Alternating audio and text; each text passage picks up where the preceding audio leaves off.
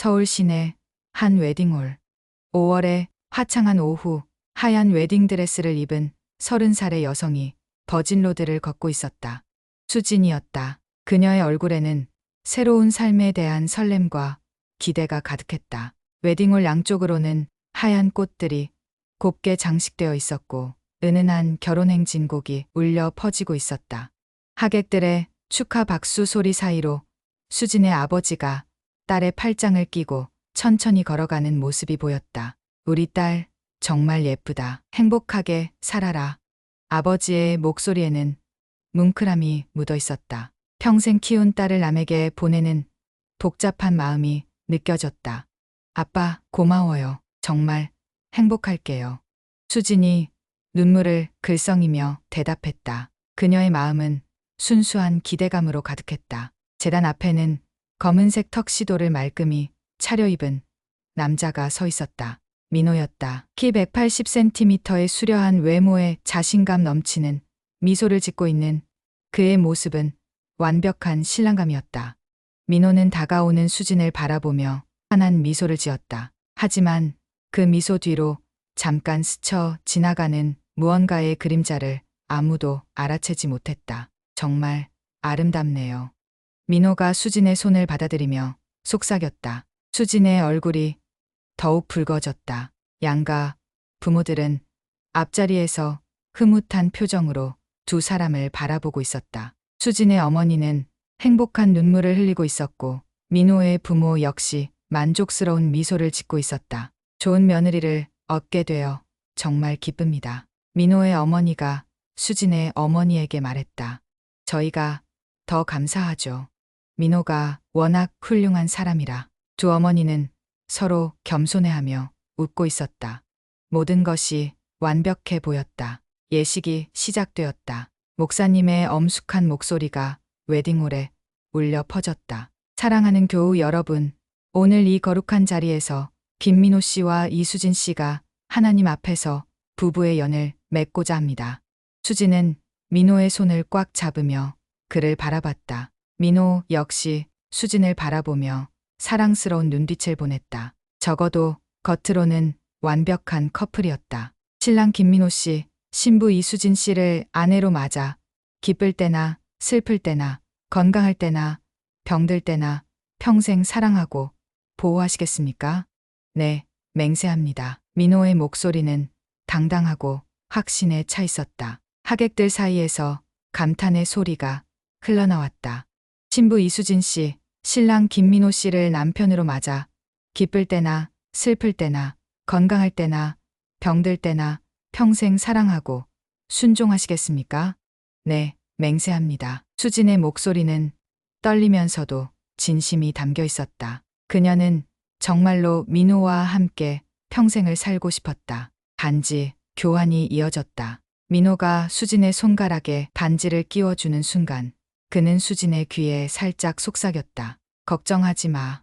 내가 당신 평생 행복하게 해줄게. 그 말에 수진의 마음은 더욱 따뜻해졌다. 이보다 완벽한 남자가 또 있을까 싶었다. 민호는 경제적으로도 안정되어 있었고 외모도 출중했으며 무엇보다 자신을 진심으로 사랑해 주는 것 같았다. 이제 신랑은 신부에게 키스해도 좋습니다.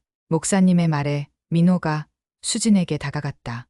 부드러운 키스가 이어졌고 웨딩홀은 박수 소리로 가득 찼다. 식이 끝난 후 피로 연장에서는 더욱 화기애애한 분위기가 이어졌다.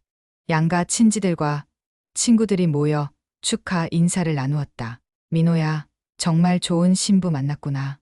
민호의 대학 친구가 축하 인사를 건넸다. 고마워. 나도 정말 행운이라고 생각해. 민호가 수진의 어깨를 감싸며 대답했다. 수진은 수줍게 미소 지었다. 수진이도 정말 복 받았어. 민호 같은 남편 만나기 쉽지 않은데. 수진의 친구가 부러워하며 말했다. 맞아요. 사업도 잘 되고 있다던데 든든하겠어요. 다른 친구가 거들었다. 민호는 그런 칭찬에 여유로운 미소를 지었다. 하지만 사업 이야기가 나오자 그의 눈빛이 잠깐 흔들렸다. 물론 아무도 그것을 눈치채지 못했다. 사업은 아직 시작 단계라. 앞으로 더 열심히 해야죠. 민호가 겸손하게 대답했다. 피로연이 끝나갈 무렵 수지는 화장실에서 친한 언니들과 이야기를 나누고 있었다. 수진아, 정말 좋은 사람 만났다. 민호 오빠, 정말 멋있어. 맞아. 그리고 수진이를 바라보는 눈빛이 정말 사랑스러워. 진짜 좋아하는 게 보여. 친구들의 말에 수지는 행복에 겨워 눈물까지 글썽였다. 언니들, 고마워요. 저 정말 행복해요. 한편 민호는 남자 화장실에서 휴대폰을 확인하고 있었다. 미확인 전화가 여러 통 와 있었다. 모두 사업 관련 번호들이었다. 민호의 표정이 순간 어두워졌다. 형님, 오늘 결혼식이라고 했잖아요. 내일 연락드릴게요. 민호가 급히 전화를 받아 짧게 통화를 마쳤다. 그리고 거울 속 자신의 모습을 보며 억지로 미소를 지어봤다. 다시 완벽한 신랑의 얼굴로 돌아가야 했다. 신혼여행은 제주도로 떠났다.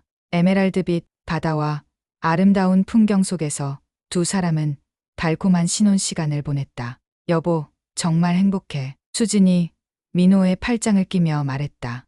해변을 걸으며 바라본 석양이 그들을 더욱 로맨틱하게 보이게 했다. 나도 그래.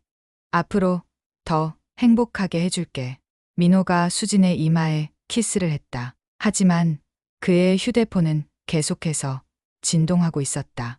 호텔 방에서도 민호는 몰래 전화 통화를 하느라 바빴다. 수진이 샤워를 하는 동안 발코니로 나가서였다. 알겠어요.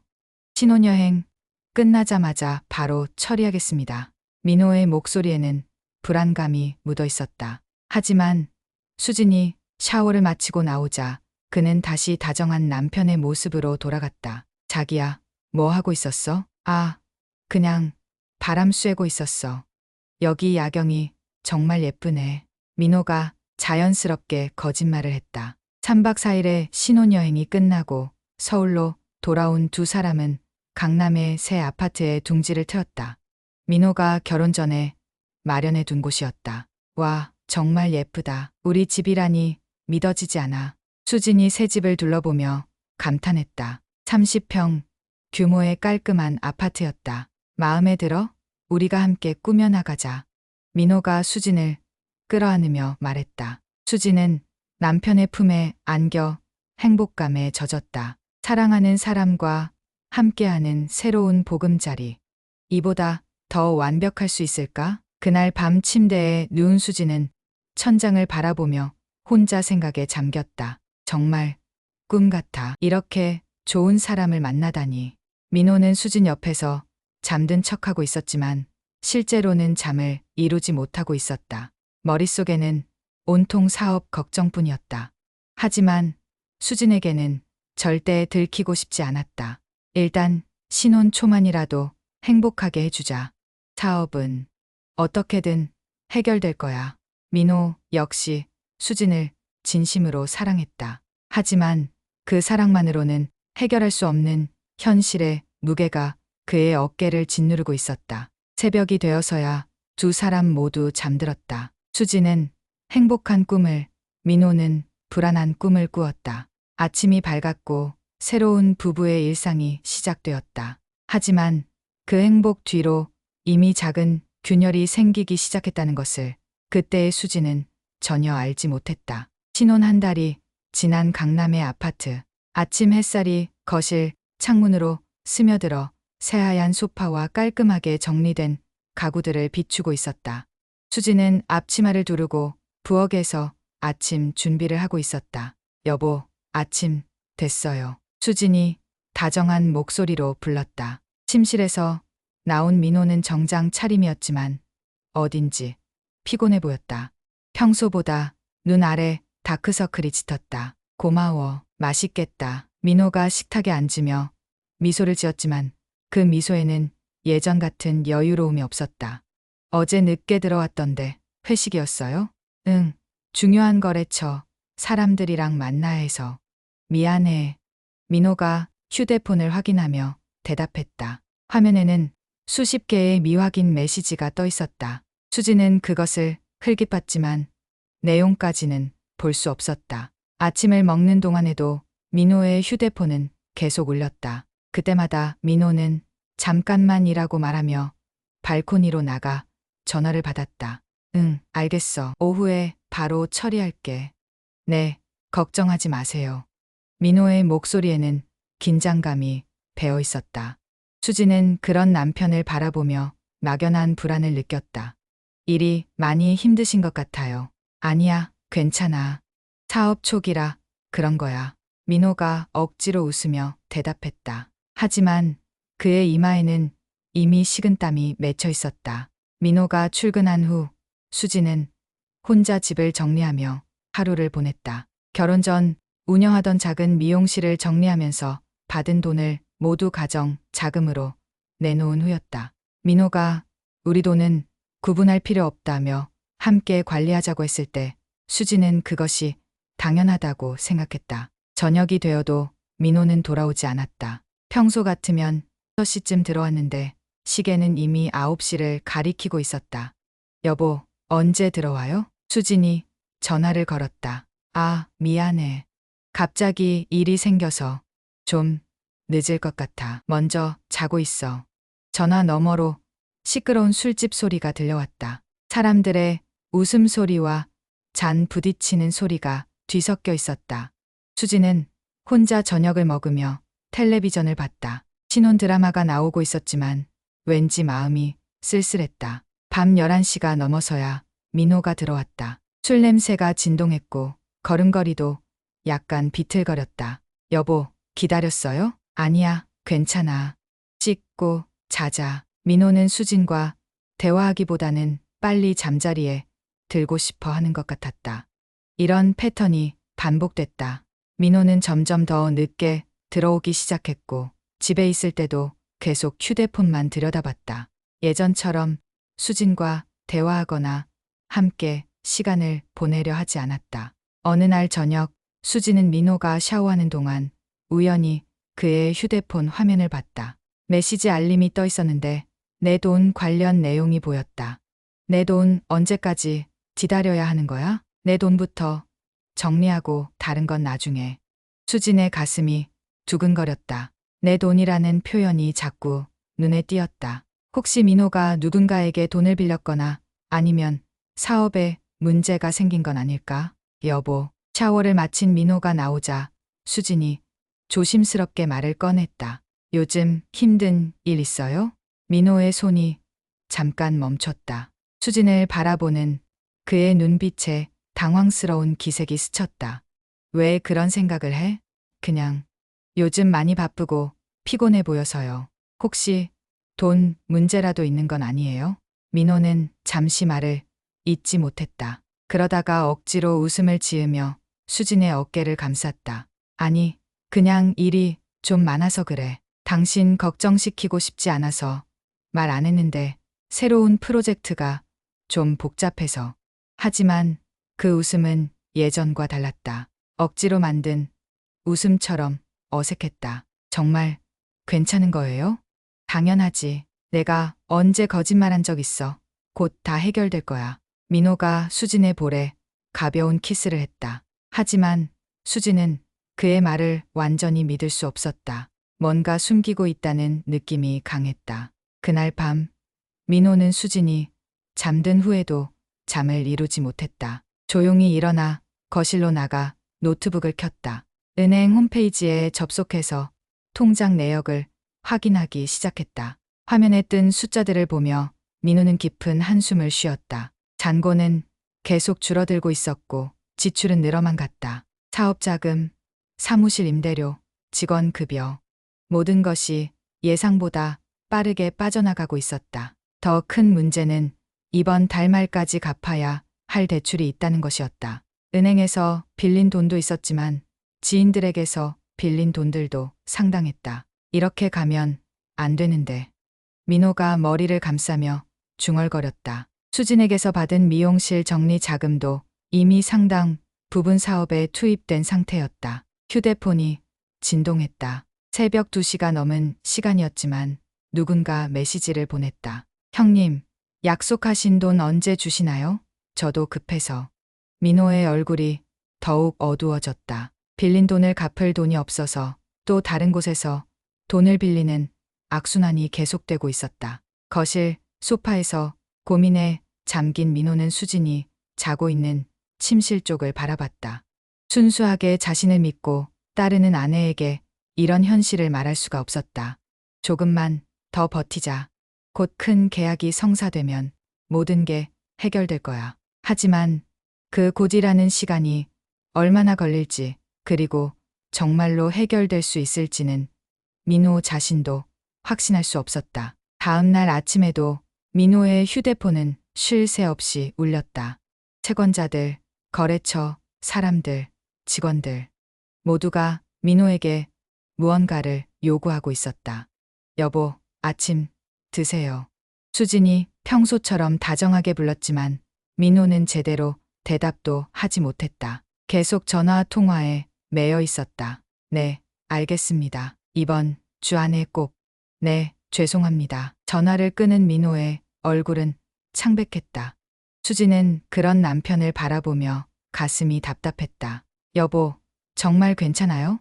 너무 스트레스 받는 것 같은데. 괜찮다고 했잖아. 민호가 처음으로 수진에게 날카롭게 반응했다. 수진은 깜짝 놀라 움츠러들었다. 민호도 자신의 반응에 놀란 듯했다. 급히 수진에게 다가가 사과했다. 미안해, 미안해. 요즘 너무 피곤해서 당신한테 화낼 일이 아닌데. 괜찮아요. 저도 너무 묻기만 했나 봐요. 수진이 슬픈 미소를 지으며 말했다. 하지만 마음속으로는 점점 더 큰 불안이 자라고 있었다. 민호가 출근한 후 수진은 혼자 남은 집에서 이상한 기분을 느꼈다. 예전에는 남편을 기다리는 시간이 설레는데 이제는 왠지 무거웠다. 혹시 내가 뭔가 잘못한 걸까? 아니면 정말 일이 힘들어서 그런 걸까? 수진은 알 수 없는 불안감에 휩싸여 있었다. 신혼의 달콤함은 점점 사라져가고 대신 의심과 걱정이 그 자리를 차지하기 시작했다. 그날 저녁에도 민호는 늦게 들어왔다. 이번에는 더욱 술에 취해 있었고 거실 소파에 그대로 쓰러져 잠들었다. 수진이 담요를 덮어주려고 다가갔을 때 민호의 휴대폰에서 불빛이 새어나왔다.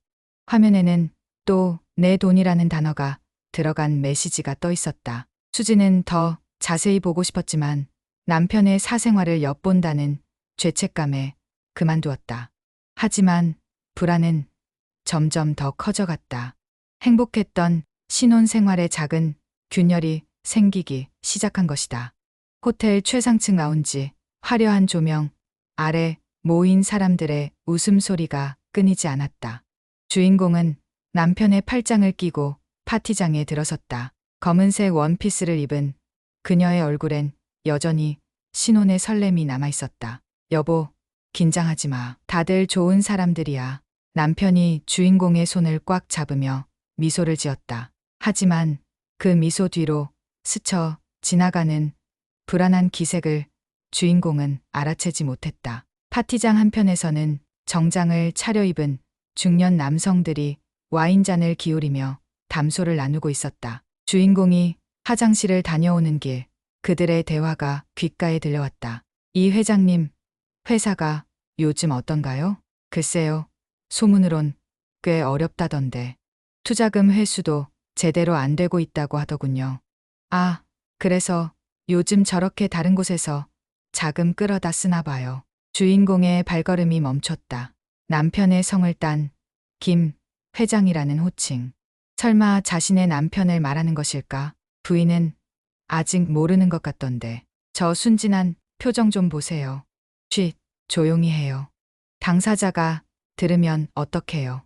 하지만 이미 늦었다. 주인공은 모든 것을 들어버렸다. 심장이 쿵쿵 뛰기 시작했다. 손바닥에 식은땀이 맺혔다. 파티장으로 돌아온 주인공의 얼굴은 창백해져 있었다. 남편은 다른 사업가들과 열심히 이야기를 나누고 있었지만 그의 표정에도 어딘지 모를 긴장감이 흘렀다. 여보, 주인공이 남편의 팔을 살짝 잡아당겼다. 왜 그래? 얼굴이 안 좋아 보이는데. 잠깐 이야기 좀 할까요? 둘은 파티장 한쪽 발코니로 나갔다. 도시의 야경이 한눈에 내려다 보이는 곳이었지만 주인공의 눈엔 아무것도 보이지 않았다. 방금 사람들이 하는 얘기를 들었어요. 당신 회사가 어렵다고. 남편의 얼굴이 순간 굳었다. 하지만 곧 억지 웃음을 지으며 주인공의 어깨를 감쌌다. 무슨 소리야? 다 소문이야, 소문. 사업하다 보면 이런 말들 나오기 마련이야. 신경 쓰지 마. 정말요? 정말 괜찮은 거예요? 당연하지. 내가 언제 당신한테 거짓말 한 적 있어? 남편이 주인공의 볼에 가벼운 키스를 했다. 하지만 주인공은 남편의 눈빛에서 뭔가 다른 것을 느꼈다. 평소와 달리 시선을 제대로 마주치지 못하고 말끝이 미묘하게 떨리고 있었다. 파티가 한창일 때 주인공은 화장실에서 나오다가 한 남성과 마주쳤다. 남편의 사업 파트너라고 소개받았던 김 부장이었다. 아, 사모님. 혹시 잠깐 시간 있으십니까? 김 부장은 주위를 살피더니 주인공을 구석진 곳으로 이끌었다. 사모님, 실례가 안 된다면 한 말씀 드리고 싶은 게 있습니다. 네, 말씀하세요. 그 남편이라는 사람 요즘 어디서 돈 끌어다 쓰는지 알아요? 주인공의 얼굴이 더욱 하얘졌다. 무슨 뜻이신지 당신도 조심해요. 사업이란 게 한 번 꼬이기 시작하면 끝이 없거든요. 특히 가족 돈까지 손대기 시작하면. 김 부장은 말을 끝맺지 못하고 고개를 저었다. 저는 그냥 사모님이 너무 순수해 보여서 걱정이 되어 이런 말씀을 드리는 겁니다. 그는 명함 하나를 주인공의 손에 쥐어주었다. 혹시 나중에 도움이 필요하시면 연락하세요. 전 이 바닥에서 20년 넘게 일해봤거든요. 주인공은 명함을 받아든 손이 덜덜 떨리는 것을 느꼈다. 가족 돈까지 손댄다는 말이 계속 머릿속을 맴돌았다. 파티가 끝나고 집으로 돌아가는 차 안. 남편은 평소보다 말이 없었다. 핸들을 잡은 손에 힘이 들어가 있었고 신호등에서 멈출 때마다 한숨을 쉬었다. 여보, 정말 괜찮은 거죠? 주인공이 다시 한번 물었다. 왜 자꾸 그런 소리 해? 나 믿지 못하겠어. 남편의 목소리에 짜증이 섞여 있었다. 평소라면 절대 이런 식으로 말하지 않는 사람이었다. 아니에요. 그냥 걱정되어서. 걱정할 거 없어. 다 잘 될 거야. 하지만 남편의 말투엔 확신이 없었다. 오히려 자기 자신을 달래려는 듯한 어조였다. 집에 도착해서도 남편은 계속 휴대폰을 들여다봤다. 화면을 보는 그의 표정은 점점 어두워졌다. 주인공이 차를 내오자 남편은 급히 휴대폰을 뒤집어 놓았다. 늦었으니까 빨리 씻고 자자. 예. 침실에서 남편이 먼저 잠든 후 주인공은 천장을 바라보며 잠을 이루지 못했다. 김 부장의 말, 파티에서 들은 수근거림, 그리고 남편의 달라진 태도까지 모든 것이 퍼즐 조각처럼 머릿속에서 맴돌았다. 새벽 3시 남편의 휴대폰에서 진동음이 울렸다. 남편은 재빨리 전화를 받으며 발코니로 나갔다. 응, 나야. 아직 시간이 좀 더 필요해. 알겠어. 최대한 빨리 해결해 볼게. 작은 목소리였지만 잠 못 들고 있던 주인공의 귀에는 또렷하게 들렸다. 남편의 목소리엔 절망감이 묻어 있었다. 그날 밤 주인공은 결국 한잠도 자지 못했다. 창밖으로 떠오르는 해를 바라보며 그녀는 자신의 인생이 송두리째 흔들리기 시작했다는 것을 직감했다. 행복이라고 믿었던 모든 것들이 사실은 얇은 유리처럼 부서지기 쉬운 것이었을까? 주인공의 마음속에서 불안이 확신으로 변해가고 있었다. 오전 10시 남편이 회사로 나간 후 집안은 적막에 쌓였다. 주인공은 거실 소파에 앉아 어젯밤 일을 곱씹고 있었다. 김 부장의 경고, 남편의 새벽 통화, 그리고 파티에서 들은 수근거림들이 머릿속에서 끊임없이 맴돌았다. 가족 돈까지 손댄다. 그 말이 특히 마음에 걸렸다. 결혼하면서 주인공이 운영하던 작은 미용실을 정리하고 그 돈을 모두 남편 명의의 통장으로 옮긴 것이 떠올랐다. 남편은 그때 우리 돈은 구분할 필요 없지 않냐며 환하게 웃었었다. 주인공의 시선이 남편의 서재 쪽으로 향했다. 평소 중요한 서류들이 있으니까 건드리지 말아줘라며 당부했던 그곳이었다. 오늘따라 그 문이 유독 무겁게 느껴졌다. 한참을 망설이던 주인공은 천천히 서재 문을 열었다. 정돈된 책장과 깔끔한 책상이 눈에 들어왔다. 하지만 그녀의 관심은 책상 오른쪽 서랍에 쏠려 있었다. 손이 떨렸다. 이런 일을 해본 적이 없었다. 남편을 의심하고 몰래 뒤를 캔다는 것이 스스로에게도 배신처럼 느껴졌다. 하지만 불안은 그보다 더 컸다. 첫 번째, 서랍을 열었다. 평범한 문구류들과 영수증들이 정리되어 있었다. 별다른 것은 없었다. 두 번째, 서랍도 마찬가지였다. 세 번째, 서랍. 가장 깊숙한 곳에 있는 서랍을 여는 순간 주인공의 손이 멈췄다. 서류들이 두툼하게 쌓여 있었고 그 위로 낯선 여자의 사진이 보였다. 심장이 쿵쾅거렸다. 떨리는 손으로 사진을 집어들었다. 20대 후반으로 보이는 여성이 남편과 함께 웃고 있는 모습이었다. 배경으로 보아 최근에 찍은 것 같았다. 사진 뒷면에는 사랑하는 오빠에게 지연이가라고 적혀 있었다. 지연이? 주인공은 그 이름을 들어본 적이 없었다. 남편의 회사 직원도 친구도 친척도 아니었다. 그렇다면 대체 누구란 말인가? 사진 아래 서류들을 하나씩 꺼내보았다. 첫 번째는 사업 관련 계약서였는데 곳곳에 부실, 손실, 채무 같은 단어들이 붉은 펜으로 표시되어 있었다. 두 번째는 은행 대출 관련 서류들이었다. 금액을 보고 주인공은 깜짝 놀랐다. 생각했던 것보다 훨씬 큰 돈이었다. 그리고 세 번째 서류에서 주인공의 세상이 무너졌다. 그것은 통장 사본이었는데 계좌명이 이 주인공 성명명에 내 돈으로 되어 있었다. 주인공 명의의 통장이었지만 그녀는 이런 통장이 있다는 것조차 몰랐다. 거래 내역을 살펴보니 결혼 직후부터 지금까지 꾸준히 돈이 빠져나가고 있었다. 주인공이 미용실을 정리하면서 받은 돈, 결혼 축의금, 심지어 그녀가 알바로 번 돈까지 모두 이 통장으로 들어온 후 다른 곳으로 빠져나가고 있었다. 이게 대체 뭐야? 주인공의 목소리가 떨렸다. 남편은 그녀 몰래 그녀 명의의 통장을 만들어 그녀의 모든 돈을 관리하고 있었던 것이다. 그것도 내 돈이라는 표현을 쓰면서. 더 충격적인 것은 지출 내역이었다. 일부는 사업 관련 지출이었지만 상당 부분이 지연 생활비, 지연 용돈, 지연 원룸 보증금 같은 항목으로 나가고 있었다. 주인공의 다리에 힘이 빠져 의자에 주저앉았다. 남편은 자신의 돈으로 다른 여자를 돌보고 있었다. 아니, 정확히는 주인공의 돈으로. 서랍 맨 아래에서 또 다른 사진들이 나왔다.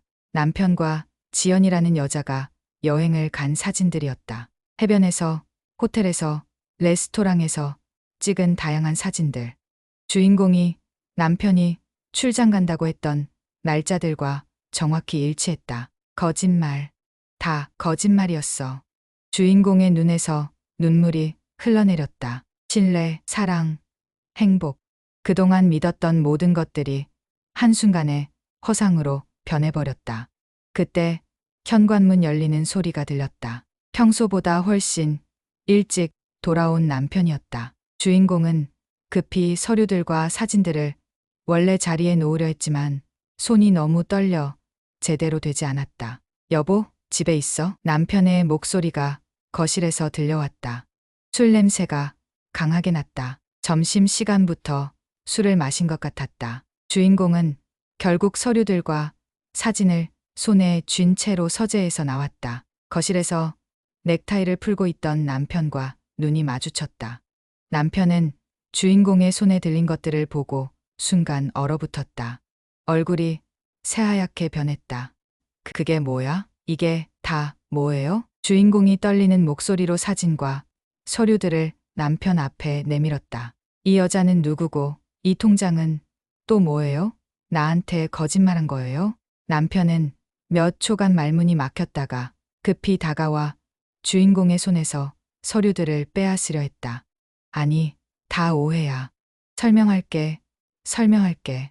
오해요? 이게 오해라고요? 주인공이 사진을 높이 들어 보였다. 남편과 지연이 포옹하고 있는 사진이었다. 사업 때문에 어쩔 수 없었어. 돈이 급해서 잠깐만 빌린 거야. 곧 다시 넣어 놓으려고 했어. 남편이 술 취한 목소리로 변명했다. 하지만 그의 눈은 이미 거짓말이 들통났다는 것을 알고 있었다. 그럼 이 여자는 뭐예요? 지연이라는 이 여자는? 그건 나한테 거짓말하고 바람까지 피웠잖아요. 이게 오해라고요? 주인공의 목소리가 비명처럼 터져 나왔다. 평생 이렇게 큰 소리를 낸 적이 없었다. 온몸이 떨렸고 눈물이 비 오듯 쏟아졌다. 남편은 소파에 털썩 주저앉으며 머리를 감쌌다.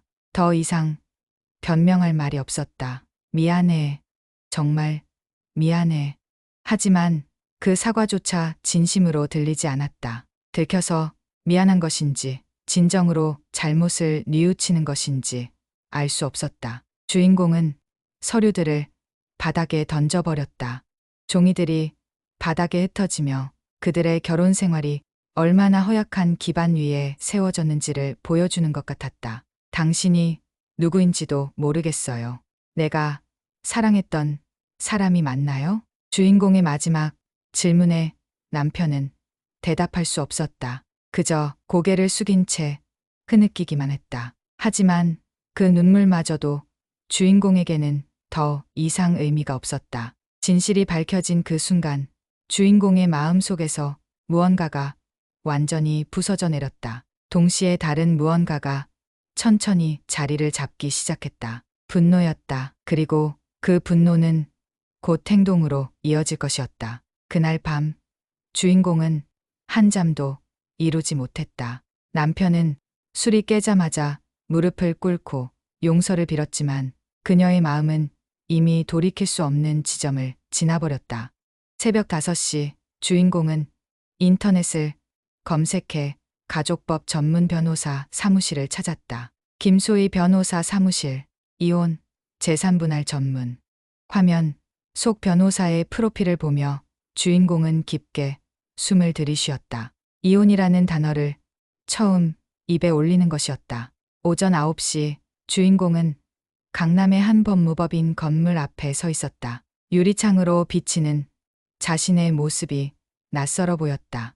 어제까지만 해도 행복한 신혼부부의 아내였는데 이제는 변호사를 찾아온 여자가 되어 있었다. 엘리베이터가 15층에 멈췄다. 차분한 음성의 안내를 따라 접수대로 향했다. 안녕하세요. 김소희 변호사님과 상담 예약을 했는데요. 성함이 어떻게 되세요? 이수진입니다. 자신의 이름을 말하면서도 목소리가 떨렸다. 이런 곳에 올 줄은 꿈에도 생각하지 못했다. 잠시 후 30대 후반으로 보이는 여성이 나타났다. 단정한 정장 차림의 김소희 변호사였다. 이수진 님이시죠? 안으로 들어오세요. 변호사 사무실은 생각보다 따뜻한 분위기였다. 벽 한쪽에는 가족 사진들과 감사 편지들이 걸려 있었다. 아마도 상담을 통해 새로운 삶을 찾은 사람들의 것들이겠다. 편하게 앉으세요. 차 한 잔 드릴까요? 아니요. 괜찮습니다. 주인공은 긴장한 채로 의자에 앉았다. 어디서부터 시작해야 할지 막막했다. 어떤 일로 오셨는지 천천히 말씀해 주세요. 여기서 하신 모든 말씀은 비밀이 보장됩니다. 김 변호사의 차분한 목소리가 주인공의 마음을 다소 진정시켰다. 주인공은 결혼부터 어제까지의 일들을 차근차근 설명했다. 남편의 사업 실패, 자신 명의로 만든 비밀 통장, 그리고 지연이라는 여자의 존재까지. 김 변호사는 중간중간 메모를 하며 집중해서 들었다. 주인공의 이야기가 끝나자 그녀는 잠시 생각에 잠겼다. 참 힘드셨겠네요. 우선 확실한 것은 남편분이 당신 동의 없이 당신 명의의 계좌를 만들고 돈을 임의로 사용한 것은 명백한 재산권 침해입니다. 그럼 제가 그 돈을 돌려받을 수 있나요? 물론입니다. 그리고 혼인 중에 형성된 재산에 대해서는 당신에게도 권리가 있어요. 남편이 재산을 숨기고 있다면 우리가 조사해서 찾아낼 수 있습니다. 김 변호사가 서류철을 꺼내며 설명을 이어갔다. 먼저 남편분의 모든 재산을 파악해야 합니다. 부동산, 주식, 예금, 그리고 사업체까지. 이혼 소송에서 재산 분할은 매우 중요한 부분이거든요. 재산 조사가 가능한가요? 남편이 협조하지 않으면 법원을 통해 금융기관에 조회를 요청할 수 있습니다. 숨긴 재산이 있다면 반드시 찾아낼 거예요. 그날 오후 주인공은 변호사와 함께 남편의 재산 조사에 착수했다. 첫 번째로 확인한 것은 남편 명의의 부동산이었다. 놀랍게도 결혼 전에 구입한 아파트 외에 추가로 2채의 부동산이 더 있었다. 이 오피스텔과 상가, 건물은 언제 구입하신 걸로 나와 있네요. 모두 결혼 후에 취득한 재산입니다. 저는 전혀 몰랐어요. 남편이 그런 부동산이 있다고 한 번도 말한 적이 없어요. 김 변호사는 고개를 끄덕였다. 이런 경우가 의외로 많아요. 배우자에게 재산 규모를 정확히 알리지 않는 경우 말입니다. 다음은 금융 재산 조사였다. 은행 계좌들을 하나씩 확인해 보니 주인공이 알고 있던 것보다 훨씬 많은 돈이 있었다. 사업이 어렵다고 했는데 이 정도 자산이 있으면 그렇게 심각한 상황은 아닌 것 같은데요. 주인공은 혼란스러웠다. 남편이 왜 거짓말을 했는지 이해할 수 없었다. 그런데 더 충격적인 사실이 드러났다. 김 변호사가 부동산 등기부등본을 자세히 살펴보다가 이상한 점을 발견했다. 잠깐요. 이거 좀 이상한데요? 뭐가요? 이 오피스텔 소유권이 최근에 남편분 어머니에게 이전됐네요. 증여세도 안 내고. 주인공의 얼굴이 하얘졌다. 그게 무슨 뜻이에요? 재산을 숨기려는 것 같아요. 이혼할 것을 예상하고 미리 재산을 가족들에게 넘겨놓은 거죠. 더 자세히 조사해보니 남편은 지난 3개월간 상당한 재산을 시어머니 명의로 이전시켜 놓았다. 상가 건물도 주식도 심지어 일부 예금까지. 이런 경우 어떻게 되나요? 재산 은닉으로 볼 수 있어요. 법원에서 이를 인정하면 은닉한 재산까지 포함해서 재산 분할을 할 수 있습니다. 주인공은 어안이 벙벙했다. 남편이 이혼을 염두에 두고 이미 몇 달 전부터 준비하고 있었다는 뜻이었다. 그동안 자신에게만 아무것도 모르게 연기를 해온 것이었다. 그날 저녁 주인공은 시어머니에게 전화를 걸었다. 확인하고 싶은 것이 있었다. 어머니, 안녕하세요. 수진아, 무슨 일이야? 혹시 아들이 어머니 명의로 뭔가 넘겨드린 게 있나요? 전화 너머로 잠시 침묵이 흘렀다. 무슨 소리야? 아무것도 없는데? 하지만 시어머니의 목소리에는 당황스러운 기색이 역력했다. 어머니, 저 다 알고 있어요. 부동산이랑 주식 이야기요. 그게 뭐가 문제야? 아들이 어미한테 주는 게 잘못된 거야? 시어머니의 목소리가 거칠어졌다. 제가 모르게 하신 거잖아요. 그것도 이혼을 대비해서. 이혼? 너 지금 무슨 소리 하는 거야? 어머니도 다 알고 계셨죠? 아들이 다른 여자 만나는 것도 제 돈 쓰는 것도. 시어머니는 한참 말이 없다가 드디어 입을 열었다. 그래, 알고 있었어. 하지만 그 여자는 그냥 놀아나는 거야. 집안은 내가 지켜야 하는 거고. 주인공은 전화기를 꽉 움켜쥐었다. 분노가 치밀어 올랐다. 그래서 저한테는 거짓말하면서 재산은 미리 빼돌린 거예요? 그건 만약을 대비한 거야. 요즘 여자들이 이혼하면 재산 다 가져간다고 하잖아. 주인공은 더 이상 들을 수가 없었다. 가족이라고 생각했던 사람들이 모두 자신을 속이고 있었던 것이다. 다음 날 아침, 주인공은 다시 변호사 사무실을 찾았다. 김 변호사는 조사 결과를 정리해서 보고했다. 남편분이 은닉한 재산 규모가 상당합니다. 부동산만 해도 시가 15억 정도 되고 금융자산까지 합치면 10억은 넘을 것 같아요. 주인공은 깜짝 놀랐다. 생각했던 것보다 훨씬 큰 금액이었다. 그런데 왜 제 돈까지 써가면서 사업이 어렵다고 한 걸까요? 아마 더 많은 돈이 필요했거나 아니면 처음부터 당신의 재산을 노린 것일 수도 있어요. 김 변호사가 주인공을 바라보며 진지하게 말했다. 수진 씨, 이제 결정하셔야 해요. 이 모든 증거를 가지고 남편과 대화를 시도할 것인지 아니면 바로 이혼 소송을 진행할 것인지. 주인공은 잠시 생각에 잠겼다. 어제까지만 해도 혹시 남편이 진심으로 뉘우치면 용서할 생각도 있었다. 하지만 이렇게 치밀하게 재산을 숨기고 시어머니까지 공모해서 자신을 속인 것을 알고 나니 더 이상의 신뢰는 불가능했다. 사랑과 신뢰가 무너진 자리에서 진실을 직면해야만 다시 일어설 수 있습니다. 김 변호사의 말이 주인공의 마음에 깊이 와 닿았다. 이게 바로 당신의 싸움입니다. 당신이 당당하게 맞서야 할 싸움이에요.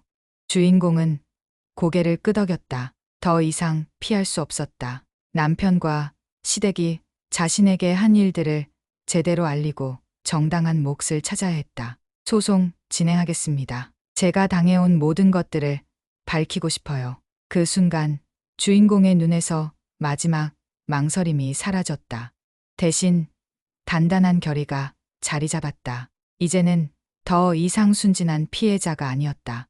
자신의 권리를 찾기 위해 싸울 준비가 된 여자였다. 3개월 후 서울가정법원 417호 법정. 주인공은 검은색 정장을 말끔히 차려입고 원고석에 앉아 있었다. 예전에 수줍고 소심했던 모습은 온데간데 없고 대신 단단하고 당당한 기운이 그녀를 감싸고 있었다. 법정 반대편 피고석에는 남편이 고개를 숙인 채 앉아 있었다. 3개월 전과는 완전히 다른 모습이었다. 야윈 얼굴, 초췌한 눈빛, 그리고 어깨를 움츠린 자세가 그동안 그가 얼마나 힘든 시간을 보냈는지를 말해주고 있었다. 방청석에는 시어머니가 앉아 있었다. 그녀는 주인공을 향해 도끼 어린 시선을 보내고 있었지만 주인공은 더 이상 그런 시선에 위축되지 않았다. 지금부터 이수진 대 이민호 이혼 및 재산분할 사건 심리를 시작하겠습니다. 50대 중반의 여성 판사가 엄숙한 목소리로 재판 시작을 알렸다. 김소희 변호사가 자리에서 일어났다. 그녀의 손에는 두툼한 서류 뭉치가 들려 있었다. 지난 3개월간 주인공과 함께 정리한 모든 증거들이었다. 재판장님, 피고 이민호는 원고와의 혼인 기간 중 다음과 같은 행위를 했습니다. 김 변호사가 차근차근 설명을 시작했다. 첫째, 원고 명의로 무단으로 통장을 개설하여 원고의 재산 총 8천만 원을 임의로 사용했습니다. 둘째, 혼인 중 김지연 씨와 부정한 관계를 맺으며 원고의 돈으로 그녀의 생활비를 지원했습니다. 셋째, 이혼을 대비하여 자신 명의의 재산 15억 원 상당을 모친에게 허위로 증여하여 재산을 은닉했습니다. 각각의 항목이 발표될 때마다 방청석에서 작은 술렁임이 일었다. 남편의 변호사는 긴장한 표정으로 메모를 적었다. 이를 증명할 증거를 제출하겠습니다. 김 변호사가 판사에게 서류들을 건넸다. 통장 거래 내역, 부동산 등기부 등본, 그리고 남편과 지연이의 사진들까지 모든 것이 체계적으로 정리되어 있었다. 판사는 서류들을 꼼꼼히 검토했다. 그 시간이 주인공에게는 마치 영원처럼 느껴졌다. 심장이 빠르게 뛰었지만 이상하게도 두렵지는 않았다.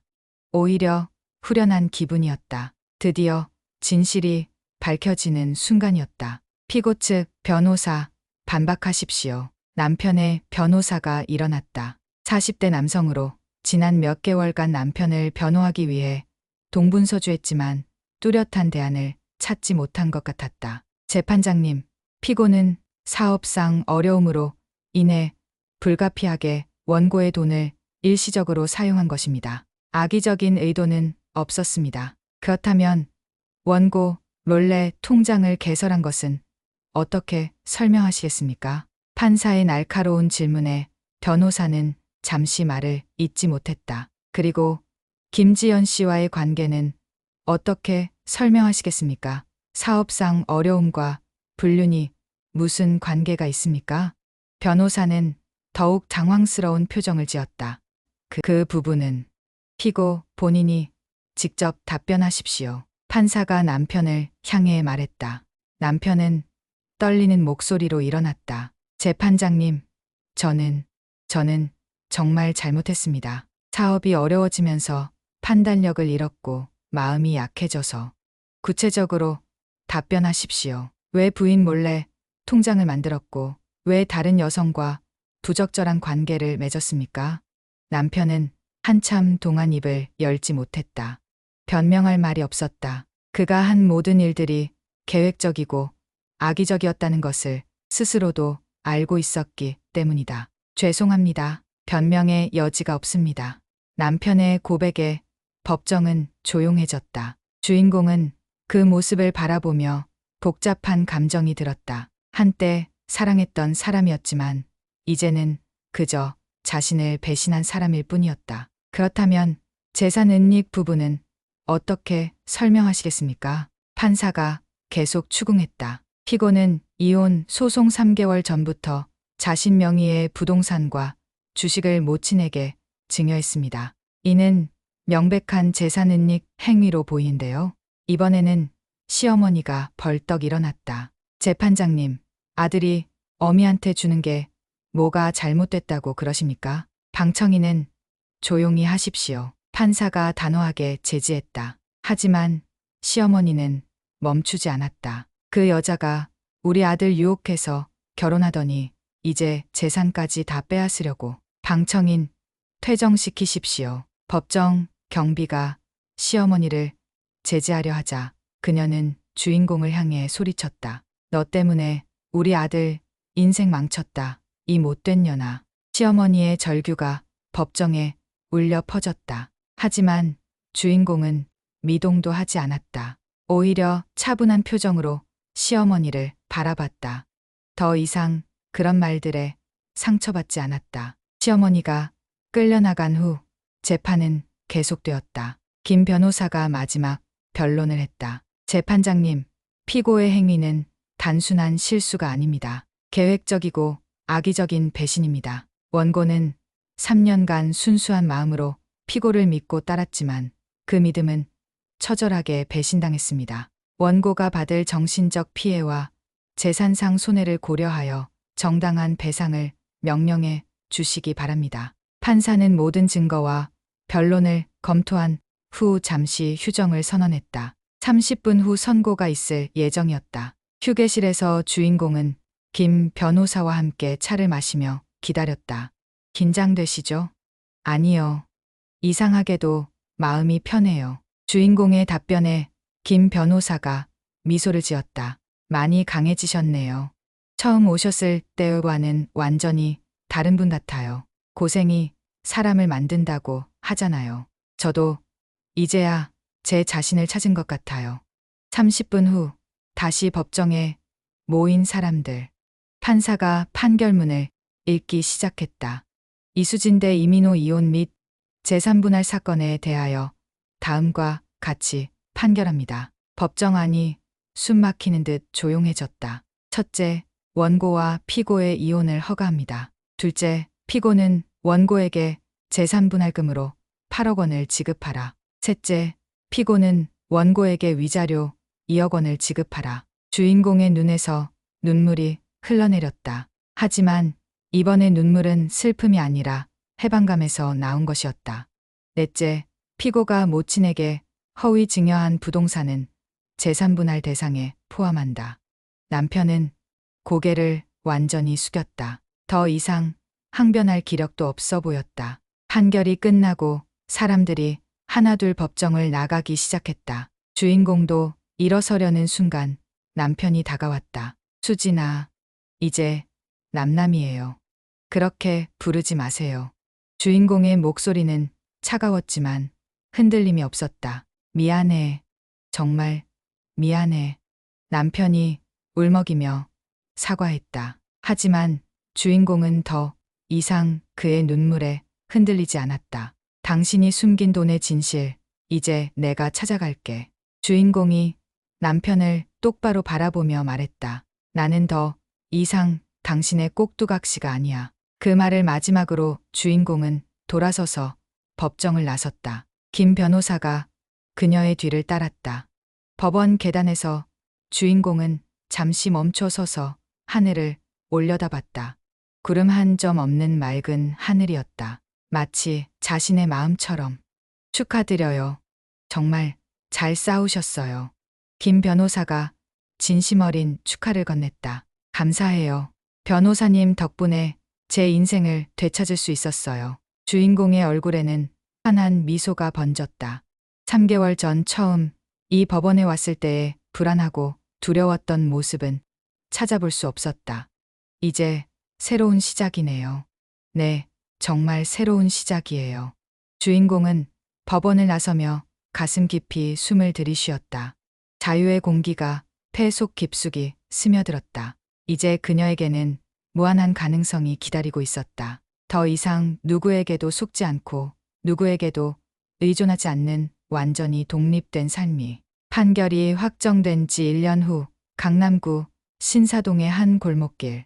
밝은 파스텔 톤으로 꾸며진 미용실 간판이 눈에 띄었다. 수진헤어라는 세련된 글씨가 새겨진 간판 아래로 사람들이 드나들고 있었다. 미용실 안에서는 경쾌한 음악이 흘러나오고 밝은 웃음소리가 끊이지 않았다. 거울 앞에 앉은 손님들의 얼굴에는 만족스러운 미소가 가득했다. 원장님, 정말 솜씨가 좋으세요. 어쩜 이렇게 제 얼굴에 딱 맞는 스타일을 찾아주시죠? 30대 중반의 여성 고객이 새로 자른 머리를 만지작거리며 감탄했다. 거울 너머로 보이는 주인공의 모습은 1년 전과는 완전히 달랐다. 자신감 넘치는 눈빛, 환한 미소, 그리고 능숙한 손놀림까지 모든 것이 달라져 있었다. 고객님께 어울리는 스타일을 찾는 게 제 일이잖아요. 오늘 컷은 어떠세요? 마음에 드시나요? 너무 마음에 들어요. 친구들한테도 꼭 추천할게요. 주인공은 진심 어린 미소로 고객을 배웅했다. 예전에는 손님들 앞에서 위축되곤 했지만 이제는 오히려 그들과의 대화가 즐거웠다. 미용실 한편에서는 2명의 직원이 다른 고객들을 응대하고 있었다. 주인공이 직접 뽑은 실력 있는 스타일리스트들이었다. 그들도 주인공의 밝은 에너지에 영향을 받아 항상 활기차게 일했다. 언니, 오늘 마지막 고객 끝났어요. 막내 직원인 민지가 다가와 말했다. 시계를 보니 저녁 8시가 다 되어 가고 있었다. 수고했어. 오늘도 모두 고생 많았어요. 주인공이 직원들을 향해 고마움을 표했다. 예전 같으면 혼자서 모든 걸 감당하려 했겠지만 이제는 함께 일하는 동료들의 소중함을 알고 있었다. 직원들이 퇴근한 후 주인공은 혼자서 미용실을 정리했다. 거울을 닦고 도구들을 정리하고 바닥을 청소하는 모든 일이 즐거웠다. 이 모든 것이 자신의 것이라는 사실이 아직도 믿어지지 않을 정도였다. 미용실 한쪽 벽에는 개업 축하 화환들과 함께 미용실 사업자 등록증이 걸려 있었다. 그 아래로는 지난 1년간 받은 감사 편지들과 고객들의 사진들이 가득했다. 주인공은 그것들을 바라보며 뿌듯한 미소를 지었다. 1년 전 법정에서 승소한 후 받은 재산분할금과 위자료로 주인공은 이 미용실을 차렸다. 처음에는 작은 공간에서 시작했지만 실력과 정성을 인정받아 손님들이 하나둘 내려갔다. 입소문이 퍼지면서 예약이 밀릴 정도로 인기 있는 미용실이 되었다. 그날 밤 집에 돌아온 주인공은 소파에 앉아 차를 마시며 하루를 정리했다. 40평 규모의 깔끔한 아파트였다. 역시 자신의 돈으로 산 집이었다. 더 이상 누구에게 의존하지 않고 누구에게 을 구하지 않아도 되는 완전한 독립이었다. 거실 한쪽에는 부동산 계약서들이 놓여 있었다. 미용실이 있는 건물 전체를 구매하기 위한 서류들이었다. 1년 동안 열심히 일한 결과 드디어 건물주가 될 수 있게 되었다. 정말 많이 변했구나. 주인공은 혼잣말을 하며 미소 지었다. 예전에 자신이었다면 상상도 할 수 없는 일이었다. 다음 날 오전 주인공은 부동산 중개업소를 찾았다. 건물 매매 계약을 체결하기 위해서였다. 축하드려요, 수진 씨. 이제 진짜 건물주가 되시는군요. 중개업자가 축하 인사를 건넸다. 감사해요. 이렇게 될 줄은 저도 몰랐어요. 계약서에 도장을 찍는 순간 주인공의 마음은 벅찼다. 몇 년 전만 해도 남편에게 의존해 살았던 자신이 이제는 건물주가 되다니. 오후에는 미용실 확장 공사를 위한 인테리어 업체와 미팅이 있었다. 2층까지 확장해서 더 많은 고객을 받을 예정이었다. VIP룸 네일아트 코너, 그리고 휴게 공간까지 만들 계획이었다. 원장님, 안목이 정말 좋으세요. 이렇게 하면 강남에서도 손꼽히는 미용실이 될 것 같아요. 인테리어 디자이너가 감탄하며 말했다. 고객들이 편안하고 아름다워지는 공간을 만들고 싶어요. 주인공의 눈빛에는 꿈과 열정이 가득했다. 그날 저녁 주인공은 오래된 친구 미영이와 카페에서 만났다. 미영이는 주인공의 대학 동창으로 힘들었던 시절부터 지금까지 곁에서 지켜봐 준 소중한 친구였다. 수진아, 정말 많이 변했다. 예전에 그렇게 소심하던 내가 이제는 사업가가 되다니. 미영이가 놀라워하며 말했다. 나도 믿어지지 않아. 하지만 이게 진짜 내 모습인 것 같아. 그런데 연애는 생각 없어. 혼자 사는 것도 좋지만 좋은 사람 만나면. 미영이의 말에 주인공은 살짝 웃었다. 사실 요즘 마음에 두는 사람이 있어. 정말? 누구야? 주인공은 잠시 망설이다가 입을 열었다. 우리 미용실 근처 카페 사장님이야. 정우라고 하는데 정말 좋은 사람 같아. 정우는 10대 후반의 따뜻한 남성이었다. 이혼 경력이 있는 것도 주인공과 비슷했고 무엇보다 주인공의 과거를 알면서도 편견 없이 대해주었다. 가끔 미용실에 커피를 가져다 주기도 하고 힘든 일이 있을 때 조용히 들어주기도 했다. 언제부터? 몇 달 전부터인 것 같아. 처음에는 그냥 친한 이웃 정도로 생각했는데 요즘엔 그 사람 생각이 자꾸 나. 주인공의 얼굴에 수줍은 미소가 번졌다. 오랜만에 느끼는 설렘이었다. 2주 후 미용실 확장 공사가 완료되었다. 더욱 넓어지고 세련되어진 공간에 주인공은 만족스러워했다. 리오픈 행사에는 많은 고객들과 지인들이 찾아왔다. 그 중에는 김소희 변호사도 있었다. 정말 대단하세요, 수진 씨. 1년 만에 이렇게 성공하다니. 변호사님 덕분이에요. 그때 용기를 내지 않았다면 지금의 제가 있을 수 없었을 거예요. 아니에요. 모든 건 수진 씨 본인의 힘이었어요. 김 변호사가 주인공의 손을 꼭 잡으며 말했다. 행사가 한창일 때 정우가 축하 화환을 들고 나타났다. 주인공은 그를 보자 얼굴이 환해졌다. 축하해요, 수진 씨. 정말 자랑스러워요. 고마워요. 정우 씨 덕분에 힘이 많이 됐어요. 둘의 대화를 지켜보던 미영이가 장난스럽게 눈을 찡긋했다. 그날 밤 행사가 끝난 후 주인공과 정우는 함께 한강을 걸었다. 야경이 아름다운 반포대교 근처였다. 수진 씨 정말 대단해요. 이렇게 짧은 시간에 인생을 완전히 바꾸다니. 힘든 일을 겪고 나니까 오히려 강해진 것 같아요. 그런 수진 씨가 저는 정말 멋있어요. 정우가 진심 어린 목소리로 말했다. 주인공은 그 말에 가슴이 두근거렸다. 정우 씨도 제게 많은 힘이 되어줬어요. 고마워요. 앞으로도 계속 곁에 있을게요. 만약 괜찮으시다면. 정우가 주인공의 손을 살짝 잡았다. 주인공은 거부하지 않았다. 오히려 그 따뜻함이 좋았다. 몇 개월 후 주인공의 미용실은 강남에서 가장 핫한 헤어살롱 중 하나로 자리 잡았다. 연예인들과 유명인들도 찾아올 정도였다. 주인공은 직원을 5명으로 늘렸고 매월 매출도 크게 증가했다. 무엇보다 정우와의 관계도 진전이 있었다. 둘은 공식적으로 연인이 되었고 결혼도 진지하게 고려하고 있었다. 하지만 이번에는 달랐다. 주인공이 경제적으로나 정신적으로나 완전히 독립된 상태에서 선택한 사랑이었다. 어느 일요일 오후 주인공은 미용실에 혼자 앉아 창밖을 바라보고 있었다. 거리를 오가는 사람들을 보며 지난 인연을 돌아보았다. 그때 그녀의 마음속에서 조용한 목소리가 울려 퍼졌다. 배신을 넘어 독립과 자기 회복으로 나아가는 용기. 그것이야말로 자신이 그 힘든 싸움에서 얻은 가장 큰 보상이었다. 재산분할금이나 위자료보다도 더 소중한 것을 얻었다. 바로 자기 자신이었다. 더 이상 누구에게 의존하지 않고 누구의 허락을 구하지 않고 오직 자신의 의지로 살아가는 삶.